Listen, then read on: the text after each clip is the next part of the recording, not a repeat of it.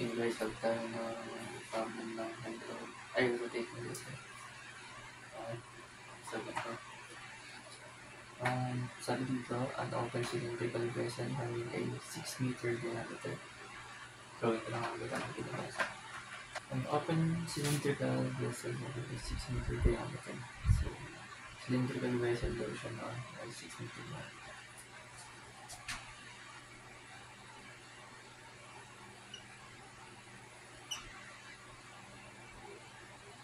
Dito ko. Tapos, meron daw siyang height na 10 cm.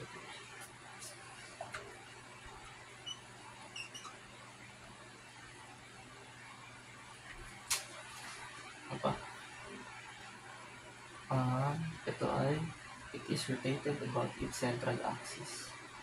May nag-rotate daw siya sa central axis niya.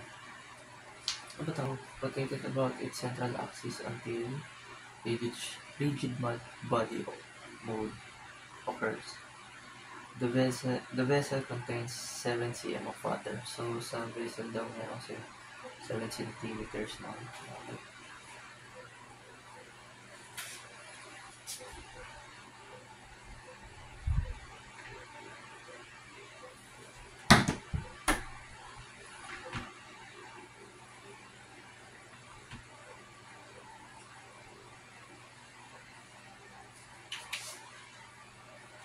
Kasi sabi dito na sa central axis daw niya nag-rotate yung vessel.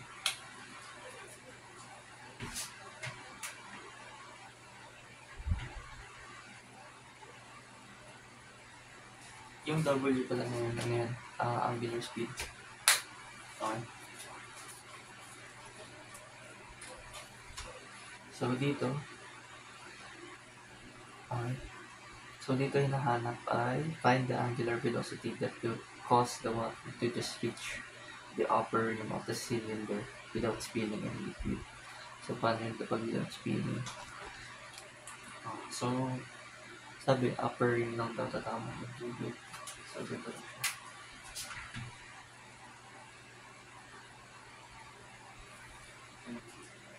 Sa upper rim lang daw siya tatama.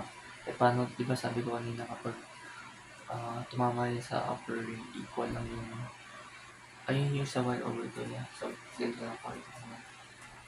So, since dito, 7 cm, 10 cm, ilan matitira dito sa ibabaw? Di ba 3?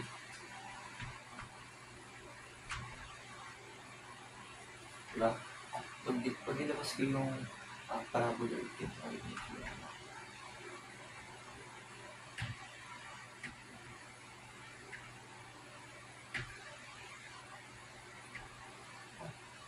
magiging ano ito, tawag dito, magiging 3 to, diba? 3. Kasi 3 natitira dito sa DHC, no? Eh, sinabi nga, kapag nga hindi scale, equal lang naman ito.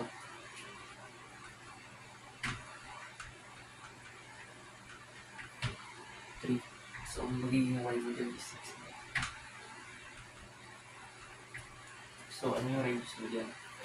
Ang radius mo dyan, kalahati ng diameter, 6, diba? So, ang magiging radius mo dyan is yung magiging radius mo dyan is 3 lang. Kasi, kalahati siya ang radius.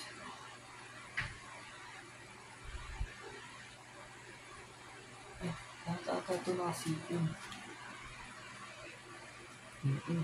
Lahat naka-CM. So, i-convert pa natin siya ng meters.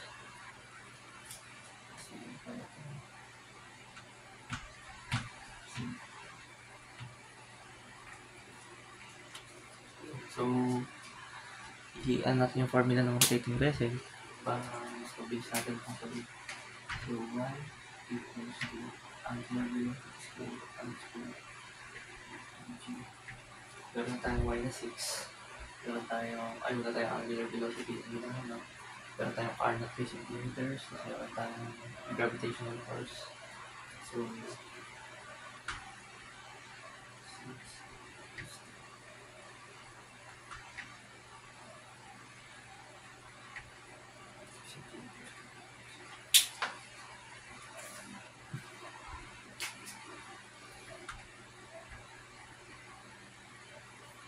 convert ko yung 15 meters sa akin.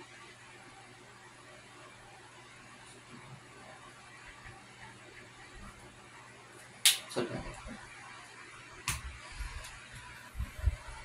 isang calculator ko.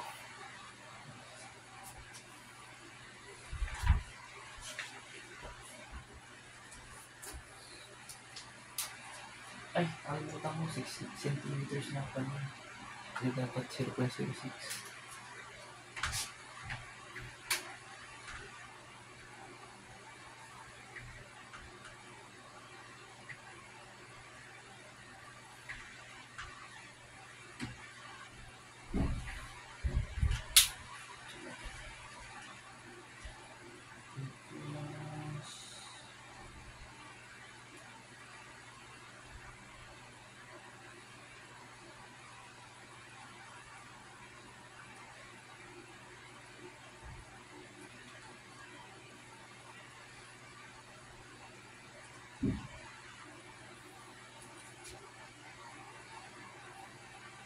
Double check lang nakuha ko guys ha.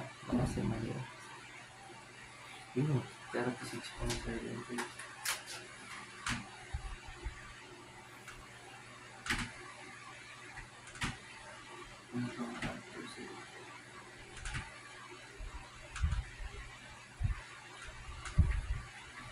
Ayun lang guys, sulat mo sa lahat natin na angular velocity. Ganun na siya. Next. Ang tanong is find the gauge pressure at point L. Ayun, may point L pala. Yung point L daw nasa pinakababa, bottom edge ng vessel. So, nandito ito.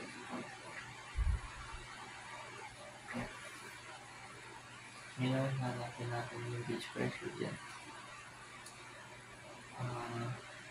Dali na naman yan. Ano ba nga ang pressure natin?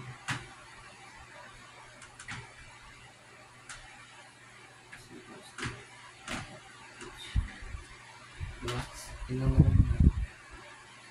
So, gagamitin natin din na H yung ano na, nag-rotate na.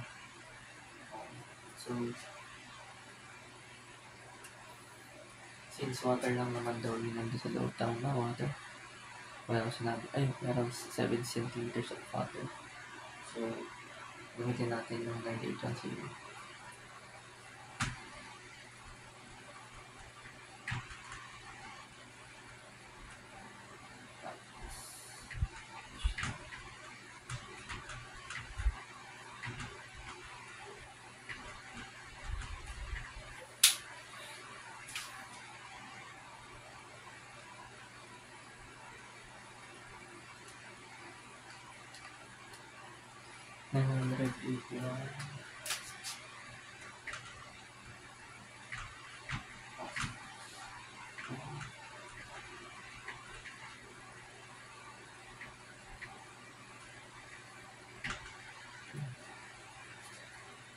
Yun na siya.